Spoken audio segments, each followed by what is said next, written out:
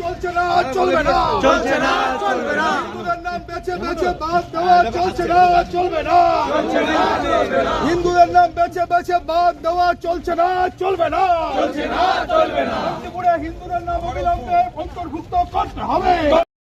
মানুষকে নাম সংশোধনের জন্য নাম ভুল করে, বাবার নাম ভুল করে, বয়স ভুল করে এন্ট্রি করে, অর্থাৎ দল দিয়ে এটা করানো হচ্ছে, আইপ্যাকের সঙ্গে জড়িয়ে রয়েছে। আর সেই কারণে তাদেরকে হয়রানি করে বাংলার মানুষের সিম্পেথি অর্জনের জন্য করেছে। অমর্ত্য সেনকে ডাকা হয়েছে, এরকম বহু লোককে ডেকেছে।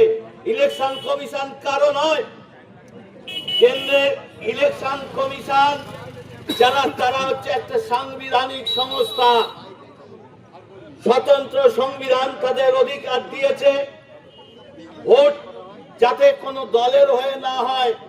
ভোট পরিচালনার যে ব্যবস্থা, তারা কোনো দলের প্রভাব হলে সেই দলকে জেতানোর চেষ্টা করবে বলেই সংবিধান তাকে আলাদা পাওয়ার, নিয়োগ পদ্ধতি সবকিছু সিস্টেমের মধ্যে বেঁধে দেওয়া হয়েছে।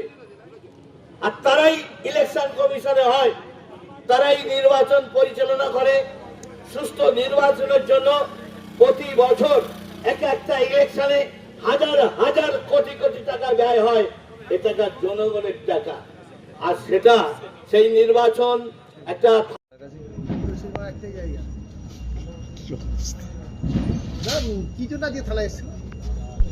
মুখ্যমন্ত্রী মমতা ব্যানার্জি তার দলদাস প্রশাসনকে কাজে লাগিয়ে বিএলওদেরকে রিক্রুটিং করে, পার্টির ক্যাডার দেখে রিক্রুট করে, যেহেতু নদিয়া দক্ষিণে তারা গোহারা হারবে জানে, সেই কারণে বিজেপির পরিবারের ভোট দেখে দেখে একেবারে আদিবাসী সম্প্রদায় থেকে পঞ্চায়েত সদস্য তাদের সব কিছু আছে।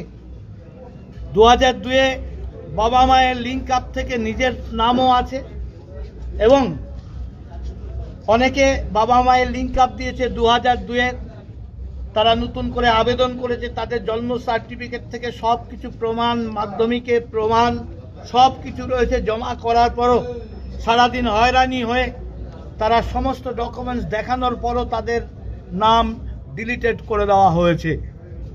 প্ল্যান মাফিক ভাবে হয়রানি করে জনগণকে এইভাবে বিজেপির ভোটার বেছে বেছে, শুধু এখানে নয় সর্বত্রই কিছু না কিছু করেছেন। তাই এটা প্ল্যান মাফিক করার জন্য এটা একটা বড় অপরাধ, ক্রাইম।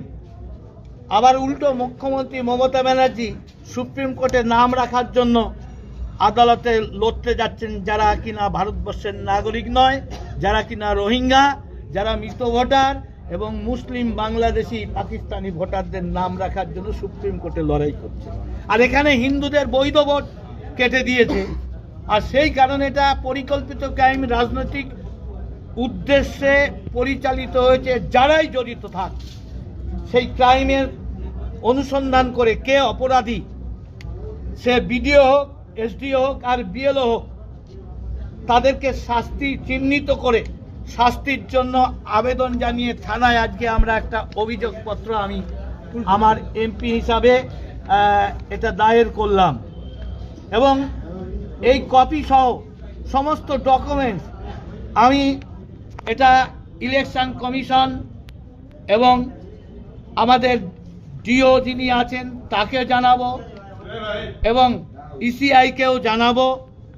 তাই এখানে তার শুরু করলাম। আজকে এখানে 46% ডকুমেন্টস আমি সাবমিট করলাম, এবং আরও বহু রয়েছে, সারা রাজ্য জুড়েই আছে। এই শান্তিপুর বিধানসভারই 46 করেছি, আরও আসবে হঠাৎ করে সিদ্ধান্ত। তাই আমরা চাই অপরাধী যিনিই হন, যে চাকরিই করুন, তাকে চিহ্নিত করে তাকে চাকরি থেকে বরখাস্ত করে জেলে ঢোকানোর যাতে ব্যবস্থা করা হয়, তার জন্য আমরা আর্জি জানালাম।